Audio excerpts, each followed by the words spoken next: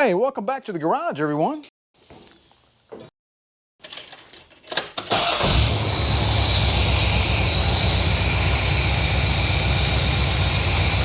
Now that we've got our C3 Corvette running properly, let's go ahead and get her in the air and install our brand new Borgeson Power Steering upgrade.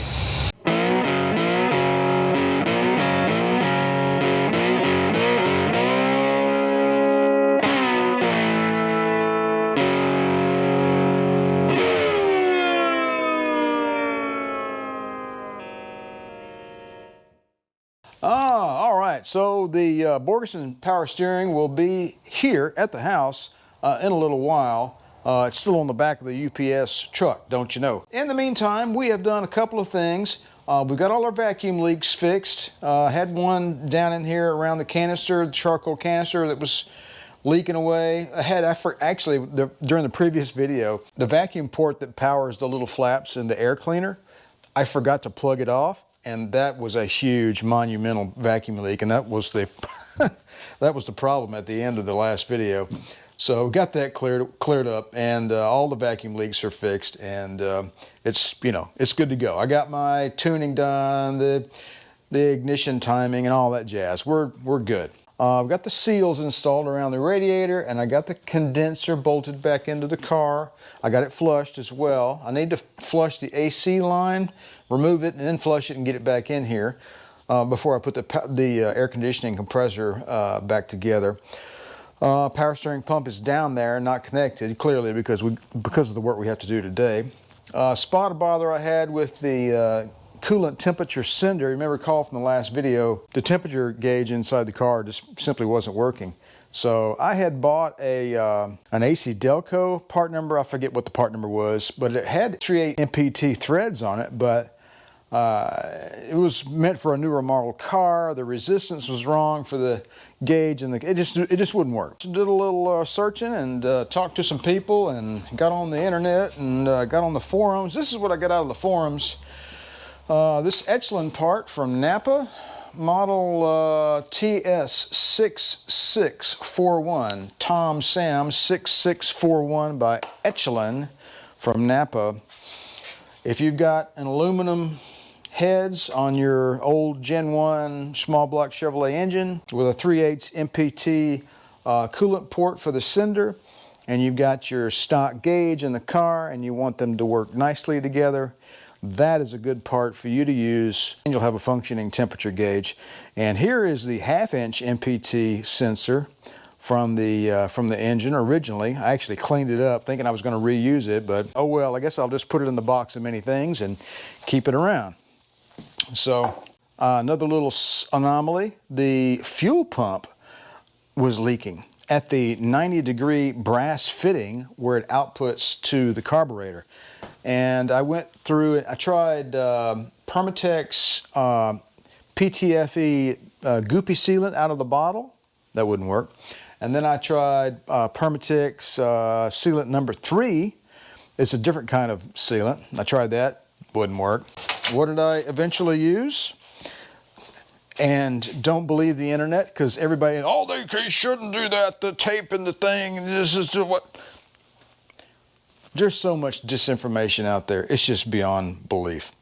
Plain old, pure Teflon PTFE tape they've been making for forever.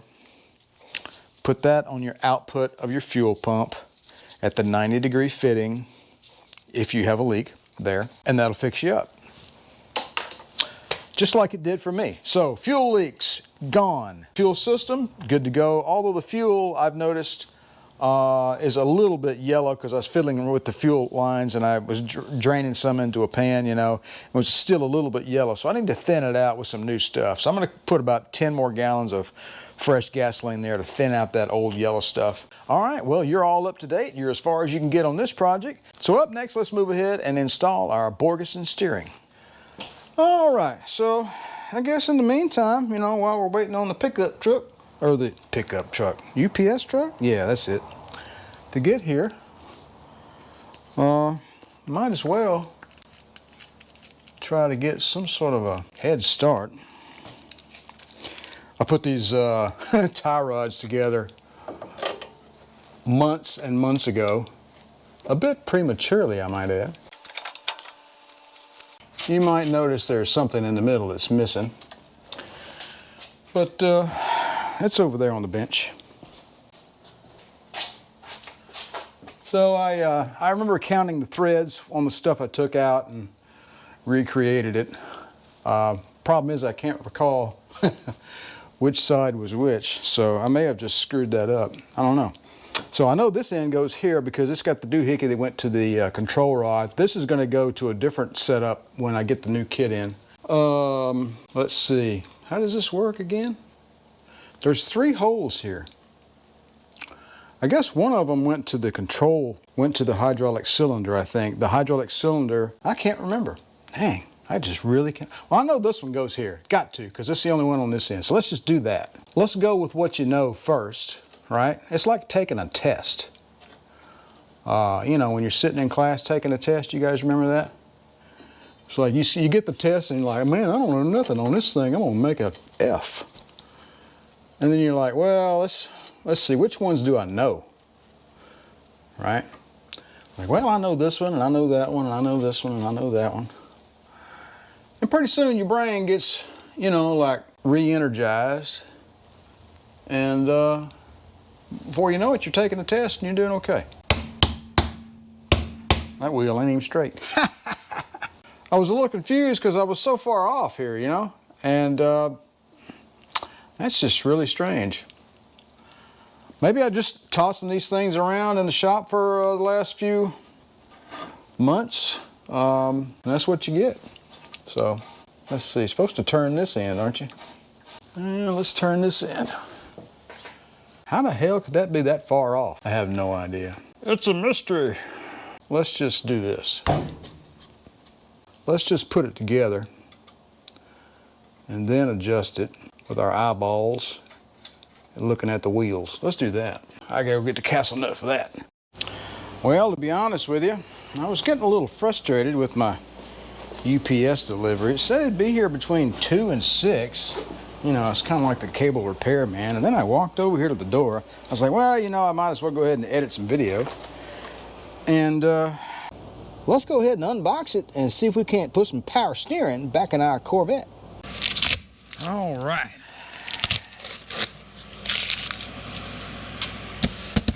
Let's dig into this thing. Yes, I put the box upside down on the bench because every time I put a box and do an unboxing in a video, I always have to edit out my address. And that's just really annoying. So, I mean, I like you guys and all, but I don't want the entire world having my address, if you know what I mean. I suppose you could do some kind of a reverse lookup on my car tags, but if you were really that interested, but anyway. This will save me an extra 10-15 minutes worth of editing time. All right. All right, first up, we got power steering hoses. Borgeson is how the gentleman on the voicemail system at the company pronounced it. I've been pronouncing it Borgeson, which is apparently incorrect. All right, good looking hoses, I must say. Come on out of there now. Don't give me a hard time. This came in from Ride Tech, by the way.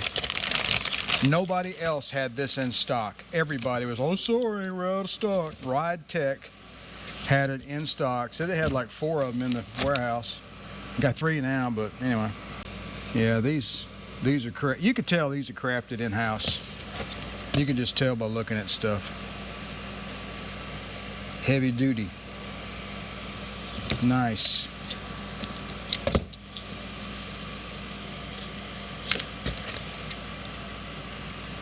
Holy crap, look at the flange. That's the high pressure hose. That's a thick rascal, boy. Look at that.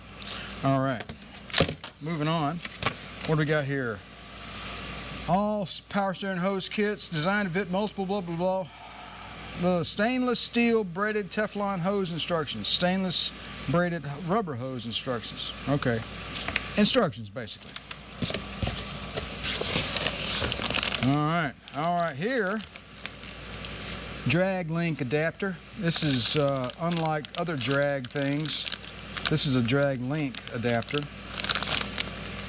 63 to 82, don't you know? 99002. This is required if your Corvette is already a power steering unit car. I don't think you need that if you're converting from a manual to straight to the Borgeson. And let's see what we got here. Oh, look at that. We got a rag joint. That's a substantial looking thing right there. Man, that's nice.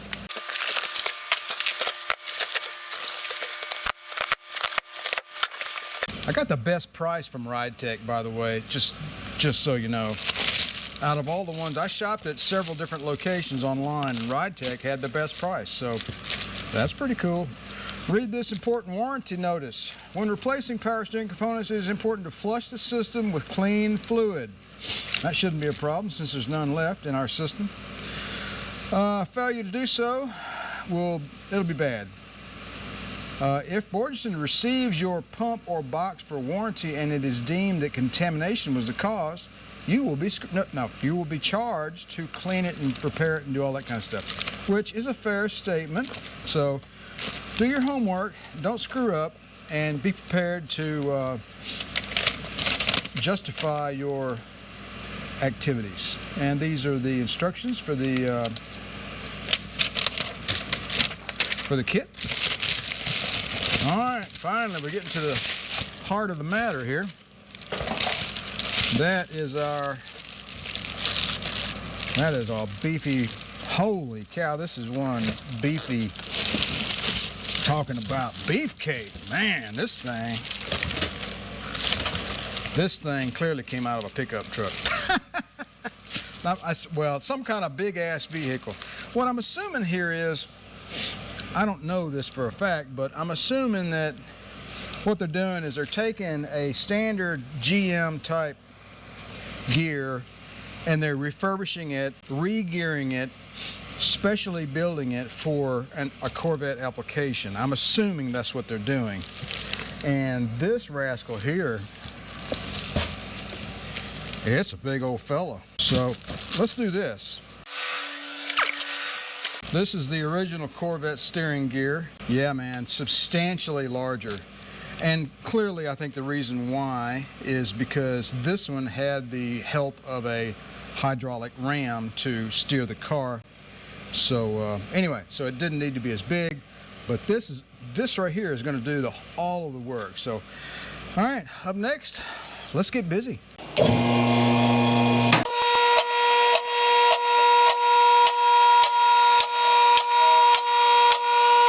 All right, the Borgeson instructions basically says if you lack a lift or some other means to, make this easier for you, go ahead and pull your steering column out of the car and do the steps. No, I'm not doing that. I'm going to try to make this work without taking the steering column out. So you got to basically take some measurements and make sure. I've got this rag joint loosely fitted onto the gear. The shaft on the gear fits up into this fitting 3/4 of an inch. And then your steering column shaft fits down in there about 3/4 of an inch. So what I'm going to do is take a measurement, and got a semi straight edge, just a piece of plastic here, and basically I made myself an imaginary line on these two holes and came up to about right here. I was trying to make it 90 degree right here, so I could go take a measurement. I wanted to figure out where I could take a measurement from based on these two holes. So I put a little piece of tape right there, which is right in line with those. So now what I'm going to do is take a measurement, and I'm going to take a measurement from my little imaginary eyeball mark there over to the end of the gear, or the end of the rag joint rather. So I know it's hard for you to tell. It's hard for me to tell too. So I'm going to look at the tape and not look at the camera. That is about 10 1/2. I know you can't. So anyway, I know you can't see it. that the angle's wrong for you. -3/4. That means from an imaginary line coming through those two bolts up this way to the end of this shaft needs to be 9 3/4. So I'm going to use my little piece of plastic and my tape measure and various other bits and pieces, and then I'm going to take a measurement. I'm going to tap this thing back, and then I'm going to measure, tap, measure, tap until I get it to where I think it'll fit properly, and then we'll put the gear in the car. All right, I've been tapping away. Let me show you my progress here. So the end of the shaft is way up here now. Only got about 1.5 inches sticking out there, I think. Let me turn the light on. There we go. So I got a framing square out, carpenter's framing square, and hold it along those two holes there, and so it comes straight up. And I take the tape measure and measure from where it intersects with the framing square to the end of the shaft here. So, and I've got my, and I did the same square thing here between these two bolts and get myself a line. That's up to about that mark on the tape right there. So if you come in here and measure this right here, you get right at 9.5 to that mark right there, right? Because the shaft on the car has to slip up inside there about 3/4 of an inch, something like that. So I think I'm almost there. I'm not quite at the 9.5, I think, but I'm around 9 1/4. But I want to stop right there. I'm going to go ahead and just throw this in the car and just kind of see where we're at. And if I need to tap some more, then I'll pull it back out there and do it again. So this is all preferable to me than removing the steering column and doing measurements and subtractions and all that crap. So anyway, we'll see how well we do. All right, I just test fitted it. I think we've got a little more to go, and you may or may not be able to see that. We're sitting on 1 1/4 coming out of the car. So I'm going to tap that back 1/4 of an inch until I see 1.5 inches left poking out of the firewall, and then I think we'll be golden. We'll be able to bolt this thing up. All right, doing a little geometrizing and trying to figure this thing out.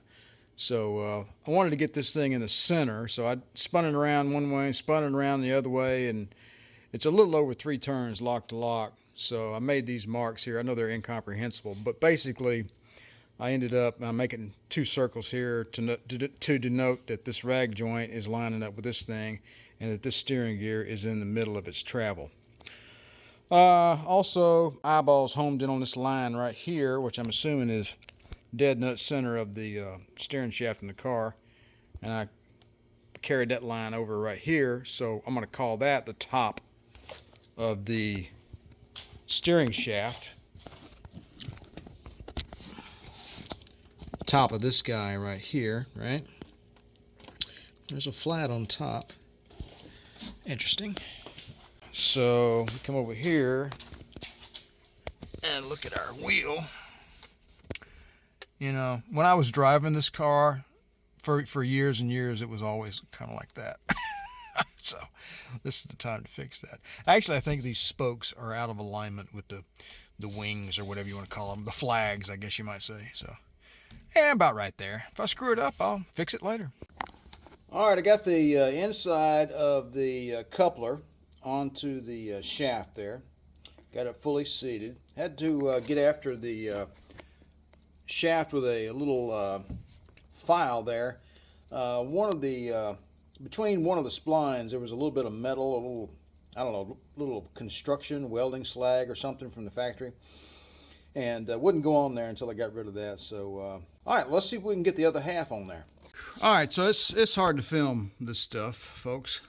So, this rag joint has a set screw that goes through it, and the set screw looks like that, and it's got an Allen on it, and there's a jam nut that goes over it. Anyway, the instructions said to file yourself a flat spot. So after I got that half of the rag joint on there, I took the set screw out, which, you know, clearly wasn't tightened up. Let's get you back in focus there. And then just put a marker down in the hole and marked where I wanted to cut the flat. And I got my Dremel tool out with a little abrasive disc on it, and a little rock, I guess you might call it, disc. and ground that little flat spot in it. So now we have a nice little place for our set screw to latch onto when we tighten this thing up. All right, I got the steering gear just set down in the hole there. I'm going to put the 3 bolts in there next. That's pretty simple, really. These white spots are from the coolant that got spilled when I had to replace the coolant temperature sensor. So it looks like we got our measurements pretty good. Of course, the gear is sagging a little bit. It's sagging down. So once we get it bolted up, that'll line up in there. So I think it's going to work out pretty well. All right, so let me go ahead and bolt this thing up, and then we'll put the bolts in the rag joint. All right, we got the 2 bolts in there, and dang, I tell you what, folks, it looks like we did our homework here. Man, that's pretty awesome. So when we tighten the rag joint up a little bit,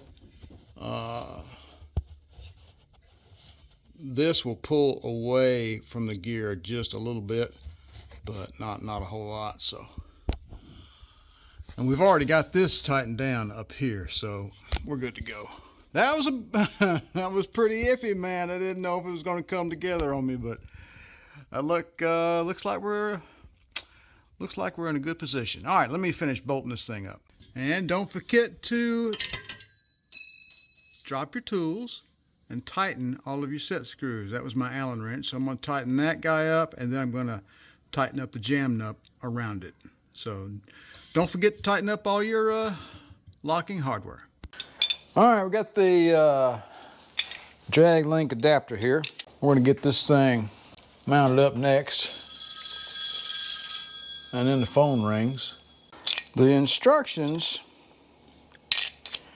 didn't really say much about how far to put this thing on there. So I'm just gonna run it down, I don't know, pretty far till I get 100% thread engagement, I guess.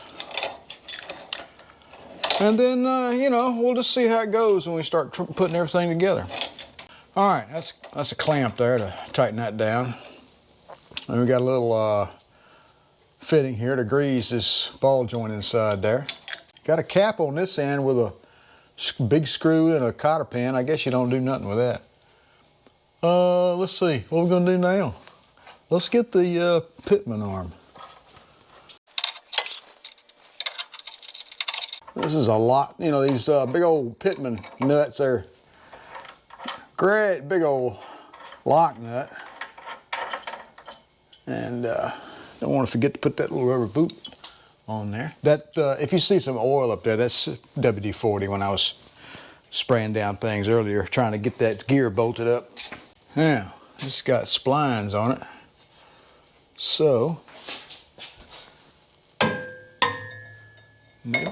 maybe I ought to look at the picture. Let's see, that puts it way up in the air. That's probably not right. So, probably needs to go down. Of course, this thing is splined such that it can only go on a certain way. All right, so after some head scratching, I think we got the geometry set up. There's 4 extra wide splines in here. You can either put it on like this, 90 degrees that way, 90 degrees that way. You know, you get it, right? So there we go.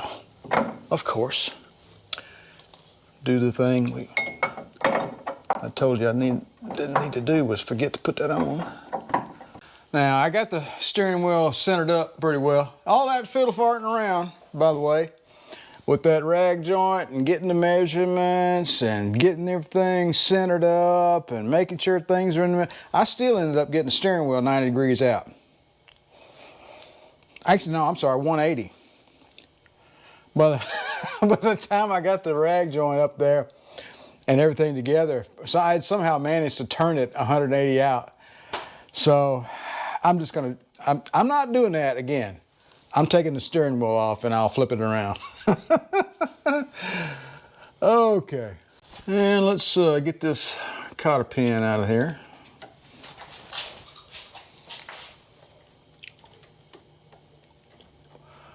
Why did they bought? Never mind. All right. Well, that wasn't up there good at all, was it? Glad it didn't hit me in the head. All right, take two. Rubber thingy. Big dangerous piece of metal thingy.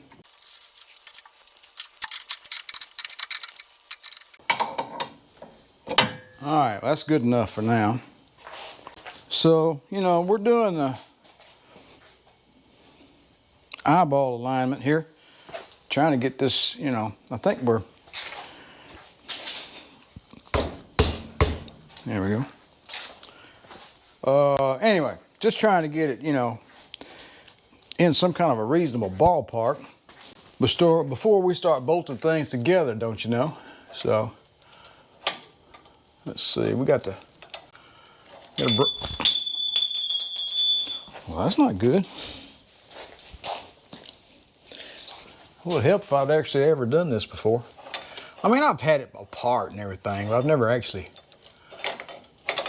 you know, put a new system in, new steering system in.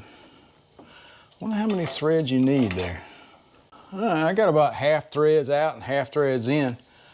I guess that's all right.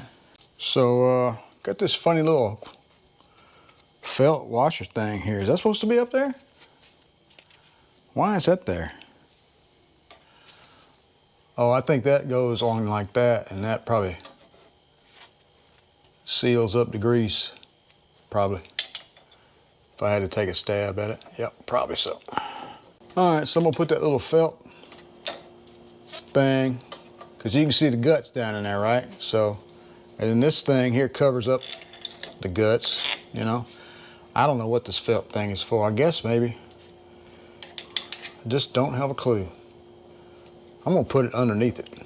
Probably wrong, but whatever. All right, everything is like, you know, just loosely connected together. So that's, hey, that's pretty cool. So anyway, we're gonna turn this linkage lock to lock with the, you know, actual steering wheel. And we're just gonna see how well everything works. Hopefully we don't have any binding, anything like that. So, and then if everything's moving along, you know, nicely, we'll go ahead and start bolting this stuff up and tightening it down to the proper torque settings. All right, here we go. Going left until it stops. So I dare say that's enough. That's enough turnage in one's life, I suppose. Hey, look at that. That one turned too. You just never know about this stuff, people. You know, just don't take anything for granted. All right, cool. No, nothing binding. And we got the wheel back to this upside down position. I'll have to fix that later. All right, let's go ahead and get this pitman arm tightened down. I think this is supposed to be like 120, 130 foot-pounds, something like that. Here it is right here in the factory service manual. Pitman arm shaft nut, 185 foot-pounds. No wonder I couldn't get that rascal off last time without using heat. Well, this torque wrench says it goes to 250. There's only one problem. I can't do that much. I can't do that much. I suppose I could get a cheetah bar or something. We'll see how far we can get.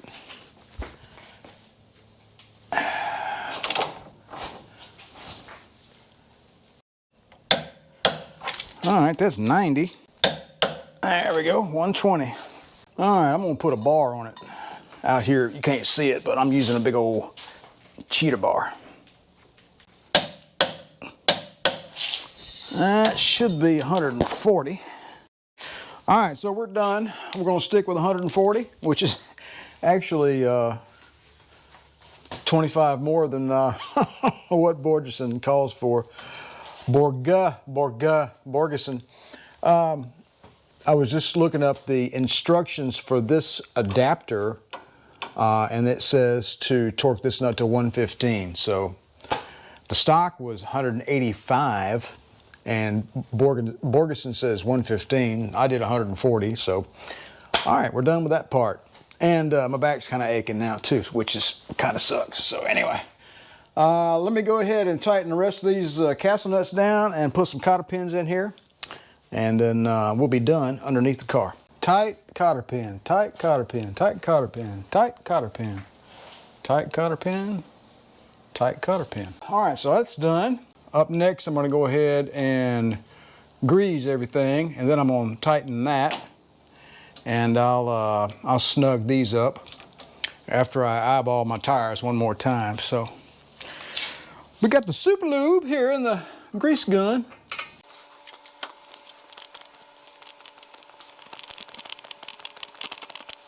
There we go. Come on off of there. Yeah, boy. I'm gonna mix super lube in that with that whatever grease they got in there. All right, let me grease up the rest of these. And then I think we're going to flush the power steering pump next. All right, there we go. Scratched my paint off my tire rods there. I'll have to put some more black paint on that, but got everything tightened up and greased. I was about to flush out my old pump with some new fluid. Realized I didn't have any fluid, so I thought, well, let me go get some fluid. And then I thought better of it and said, you know what? That pump's been sitting around in this shop for a couple of years. I think I'm gonna buy another one. So I got on Rock Auto and I found a Cordon rebuilt pump. I'm gonna have that shipped down here. So I think we're gonna go that route. That way I don't have to worry about any trash in the system. Everything will be new. I won't have to worry about fouling up the warranty on my new steering gear here. So that's what she looks like from down here. Looking pretty good, I should say. Everything is pretty clean underneath here. So there's no clutch linkages. There's no huge, massive hydraulic ram nonsense here for the steering. It's just so clean now. All you see is the headers, you know. There's no external clutch mechanisms here. It's just really nice. I'm really satisfied with everything I've done so far. So, all right. Well, anyway, I've got to pack up for the night. Got to go out of town for business tomorrow. So, gonna wait on the new pump, and then we'll take care of that when I get back. So, one little minor annoying thing here on the proportioning valve. This fitting here that goes back to the rear brakes continues to seep very slightly. So I'll have to address this. Either touch up the flare on this maybe, or maybe clean up the fitting on this end. I'm not sure how I'm going to address that. Hopefully I won't have to buy a new proportioning valve, but we'll see what happens. All right, we got the power steering pump back out of the car. Thought better of it, and I wanted to go ahead and replace it, and got an A1 Cardone remanufactured pump off of Rock Auto. And the sole reason I'm doing this is because this one has been sitting around in the shop for a couple of years unused. It's just for safekeeping. It's just a risk mitigation at this point. If my new steering gear from Borgeson is, you know, gets fouled up some kind of way, and it's corrosion from this old pump, then, you know, my warranty, you get it. They won't honor the warranty. I'll have to pay to get it repaired, and this is just risk mitigation at this point. So that's the new one. I'll set that off to the side. I've got a power steering pulley removal kit from Nesco. Bought this several years ago when I replaced the power steering pump on the Cadillac. So the Cadillac pump started to go out and I changed it out. So anyway, so now we've got to sit here and figure out how to use this thing. Hopefully it's still set up like it was the last time I used it. There's a little groove there, and then there's the shaft. All right, let's see here. I think we got it figured out, hopefully. If you've never used one of these, by the way, that's, you know, it's kind of what they look like. You got to get the groove in the pulley and this groove in this thing to get inside the two halves of the puller tool. So that pretty much means go all the way down, Harris, just do it. And then you get the other half on there like that, you see, don't you know? And then you got this ring that holds the whole affair together. There we go. All right, let's go easy on the tool here. We'll put it on a lower setting. See how well this works.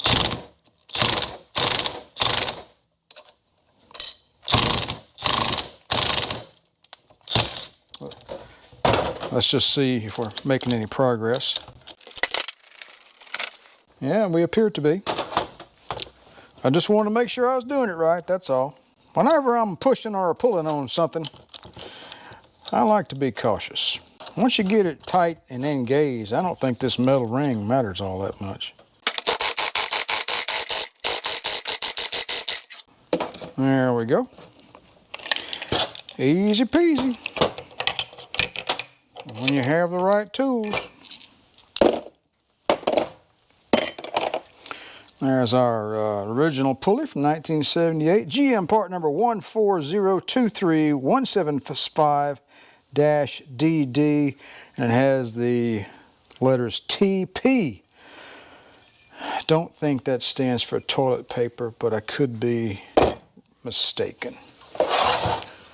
All right, so now we've got to take these studs out of here. Hopefully somebody won't come yank me out of the shop. All right, well, we gotta have a longer socket. 11/16, don't you know? Would be nice if I had that in a 1/2 inch.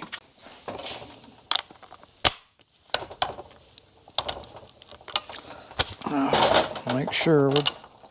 Yep.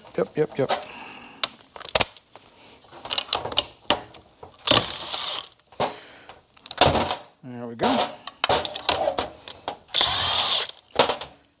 There we go. And we take our dipstick off. And I believe, yep, I believe our pump is naked. Transfer everything. Let's start off with this plastic thing here to keep excuse me, to keep that fluid in there. And we'll put this rascal in the bag. And let's turn this in for our core. Now let's put this new one back together, or put it together rather. We'll start with the dipstick tube to keep the trash out, I reckon. And then we'll go ahead, put the studs in. Attention installer, hey, that's me. Replace cap plugs with mounting studs or bolts as required. Due to the changes and variations of the original equipment manufacturer, it's necessary to reuse your original mounting bolts or studs. Failure to replace cap plugs will result in fluid leaks and will void the warranty. Wow, okay. Oh, the cap plugs. Okay, some cap plugs. I guess I'll put those in the old one. Okay. I understand. We'll do it that way. Put these little cap plugs in the old unit. Let's go ahead and put our mounting studs in there. I guess they're the same size. Yep, they're the same size. Couldn't recall if these had O-rings on them or not. I don't guess they do. Tell you what, these Taiwan power torque tools from O'Reilly, man, they're pretty good, you know? I like this big 1/2 inch socket wrench. I like the action. It feels good, you know? The one from Harbor Freight, it does the job okay, but it just doesn't feel very good. I don't know what how much juice you're supposed to put on here, but can't be all that much. That's probably good enough.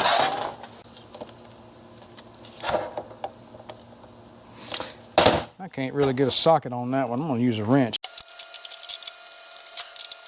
Yeah, that's all right.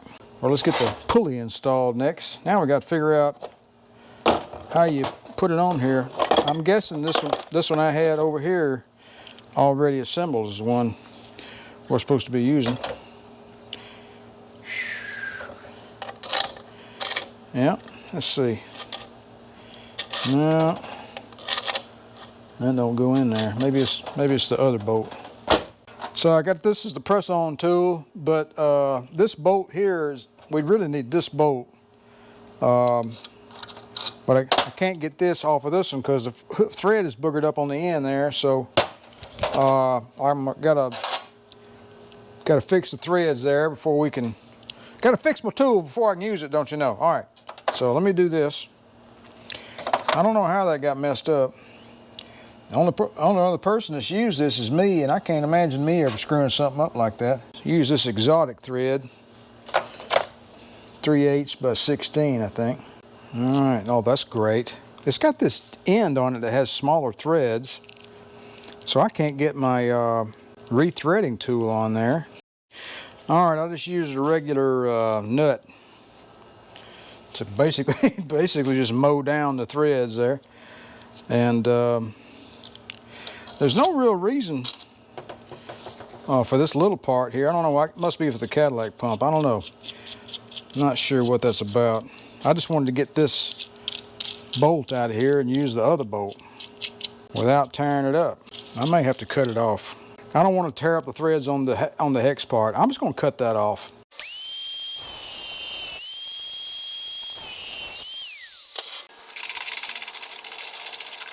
And now it's just like the other bolt.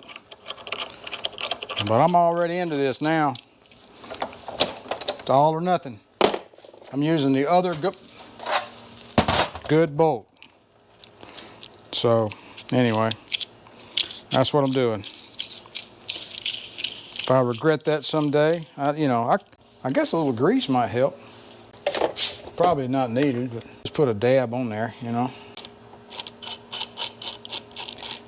Guess we'll put this screw in there until it bottoms out. So we got, yep, there we go. So we got all the threads. Get them all, baby. And then I guess we, I don't know, I guess we just do some stuff here. Can we get, look at that. We can get over that. Let's try that.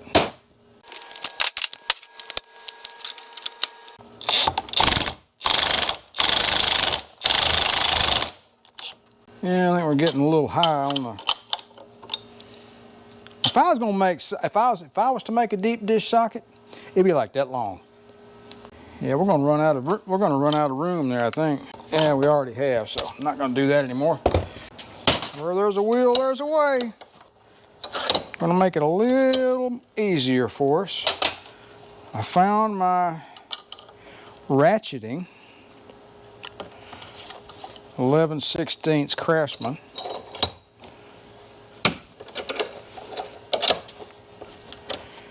And that, oh yeah, baby.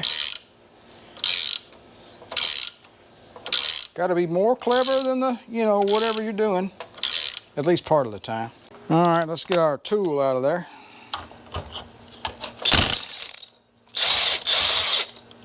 There we go. Right tool for the job. All right, I'm gonna go ahead and put this back in the car. So that's kind of mundane, but I figured, somebody might benefit from, watching somebody replace a pulley on a power steering pump. So, all right, I'll be back here shortly. Well, here we are. Power steering system installed, filled with fluid and bled, functions. Hydraulic clutch bled a couple of different times, and the clutch pedal has also been adjusted once again. Alternator's back in. No air conditioning compressor just yet, because that'll be last, I think. The interior will be, well, I guess the interior will be last. I need a new set of heat and AC controls in the console because there's some plastic bits in there that are broken and the levers don't work properly. Also, I noticed that the fan switch, it doesn't work, basically. I can get it between the two increments and it comes on high, but I really don't know what that's about. I'm going to opt for the simple solution and just assume that the switch is bad, and hopefully it's not the blower resistor. So anyway, enough of that for now. This has been a moment that we've been waiting for a long time, on pins and needles, don't you know. So anyway, what I'm going to do right now is give it what I like to call the Rain Man test drive. We're going to drive slow in the driveway. The brakes are questionable. I have a minor leak in the rear, right on the connection at the proportioning valve. So, you know, this might be quick. It may not, this may not work out. Little pump.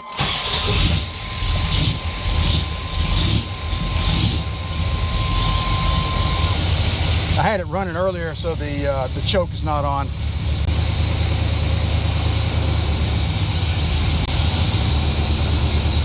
Now I just let it roll. That was just a quick test. I'm gonna let it go forward and check my brakes real quick. Yeah, they work a little.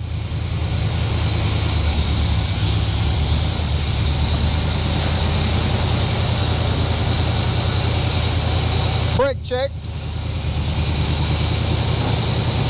Yeah, they're making some noise. They're not really that great. They need work. They need to be bled. All right. Reverse. The clutch lets out right at the floor, basically, but it's functional. All right, first indication out in the sunlight. I think I'm running a little bit rich in my idle mixture. It's running at 900 RPMs, just like this, but I see a little black smoke coming out of my tailpipe there. Now, these are used, so these pipes had all kinds of cruddy, nasty dirt and crap in there, so there might be some of that in there too. But might have to lean out our mixture a little bit.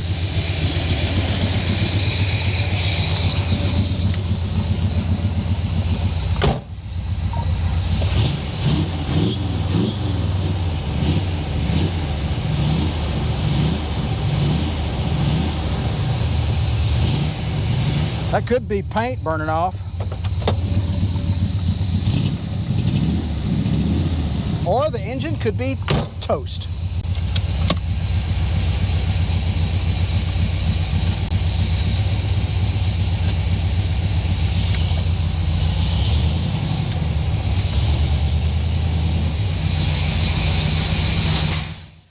And let's take a look at the oil here. Looks, well, perfect. I don't see any bubbles, any sign of water intrusion or anything. You know, just typical stuff you'd look for, I guess. Well, the test drive was nerve-wracking, but I think it's going to be okay. I heard an excessive amount of road noise going up the street. I'm like, oh, what's that noise? What is that? Oh my goodness. And then I realized the console wasn't in, and I could see the road beneath me and could see the street whizzing by, and realized that's where the noise is coming from, dummy. So anyway, minor freak out. I took it up to the main drag and back, and you know, tested the steering, and I kind of give it a good quick twitch either way, you know, and then, whoa, what's going on there?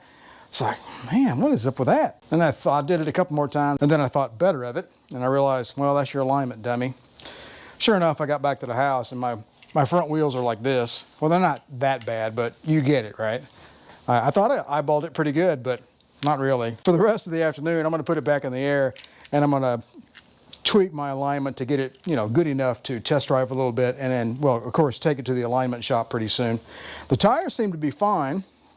I aired them up to 34, but they're 2009 year model tires. Just keep that to yourself.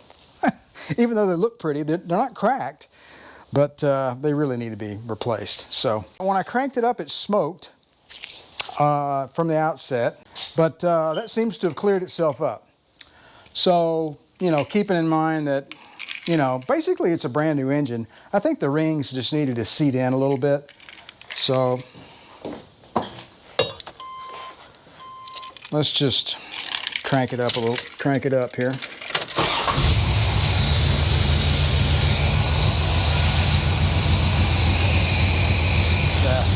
Yeah, if you notice, probably noticed in an earlier part of this video when we cranked the engine, there was some smoke coming out of the tailpipe.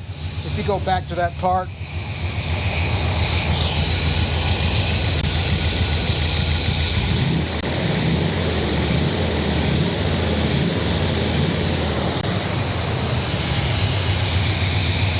I can see a little wisp, but it's cleared up, you know? So that's a good thing.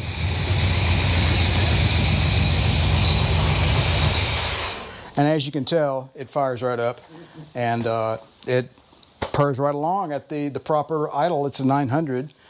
I did take the hot air choke and I loosened it and I put it 1 notch more to the lean. It was set to the stock setting, which is I think 2 notches lean or something like that. Anyway, I went 1 more notch, and just, you know, for good measure, because this choke doesn't release as readily as it did before when it had a stovepipe down into the actual head. I also leaned my idle mixture in by 1 turn, so all these things plus running it up and down the road, kind of, you know, and probably a little bit of the rings, a little bit of running rich, cleaned up the exhaust. So I had to tweak the clutch quite a bit. I had to adjust the clutch pedal travel. Also had to re-bleed the hydraulic clutch. I did that once again. I had a strange anomaly earlier. When you fully engage the clutch, or release it rather, there was a strange clicking noise. It would go click or click, click, but only at the bottom of the travel, you know. That was the only weirdness about it, you know. It was just like, oh, it just kind of startled me. I'm like, you know, it's something new. You don't want to break it, right? So, and that went on for a little while. And then finally, this morning, I called Silver Sport Transmission. I talked to a cat named Zach. He's really helpful. Him and another dude named Jeff. And he's like, oh, yeah. We've had a couple of guys call in and complain about that. He said, we think it's related to just the newness of the master cylinder, and he said it's probably just a little bit of air left in there. And he goes, the other guys that called in, they reported back that it went away after they drove the car a little bit. Sure enough, it did. So it went away. So that's done. I'm not going to worry about it anymore. The clicking noise, if I had to take a scientific, I don't know, guess, or scientific wild, a swag, as they say, scientific wild ass guess, I'd probably say that there's a little air pocket in there, and when you hit it just right, that clicking noise is probably that air pocket bursting, or maybe the fluid bursting through the air pocket. It might be, you know what? This is going to sound crazy, but I think it might actually be a sonic boom, but I don't know if that's true or not. Hey, Rick's just right on time, isn't he? It's not even Saturday though. Can you hear that? Rick's got the best yard in town. All right, folks, we're going to call it a video. I wanted to get this video out before the weekend, just to show you what we've got accomplished. I got a lot more stuff to do. Air conditioning, get the hood back on, put the interior back together. I need to put new AC and heat controls in it, and a few other minor items. So, all right, folks, I appreciate you guys stopping by the channel. Don't forget to like, share, and subscribe. And if you'd like to be notified whenever I release a new video, don't forget to click that little bell down below. You guys have a good one, and remember to enjoy restoring your classic C3 Corvette.